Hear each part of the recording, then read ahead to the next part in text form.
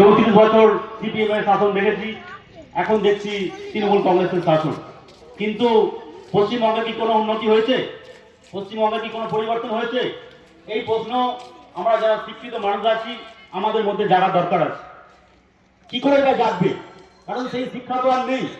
আমরা যখন ছোটবেলায় পড়াশোনা করতাম একটা জিনিস শুনছিলাম, শিক্ষা আনে চেতনা, চেতনা আনে বিপ্লব, বিপ্লব আনে মুক্তি। কেন এই কথাটা আমাদের মধ্যে আসতো? কারণ সেই সময় সঠিক শিক্ষাটা ছিল। আজকের ডেটে আমরা কি করছি? একটা গরিব ভদ্রলোক সে সারাদিন পরিশ্রম করে, পরিশ্রম করার পর কি দেখে যে তার বাচ্চাটা প্রাইমারি স্কুলে ভর্তি হচ্ছে বা কোনো স্কুলে ভর্তি হচ্ছে। সেখানে গিয়ে কি দেখে যে যে পড়াচ্ছে সে এমন একজন টিচার 2015 রিক্রুটমেন্টে এমনভাবে রিক্রুটমেন্ট তাকে করা হয়েছে সাদা কাটা জমা দিয়ে।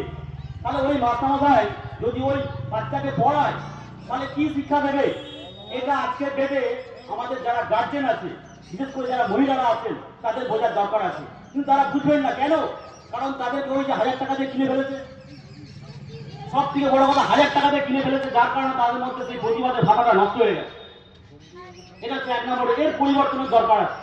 আচ্ছা, আমাদের রাজ্যের যারা মহিলা তারা তো বীরাঙ্গনা, তাদেরকে 1000 টাকায় কেনা যায়? এই এত দুর্নীতি, তাদেরকে 1000 টাকায় কেনা যায়? কেনা কিন্তু যায় না। সেখান থেকে বেরোতে হবে। সেই জন্য ভারতীয় জনতা পার্টি বলছে আমাদের পরিবর্তনের দরকার আছে। এটা পরিবর্তন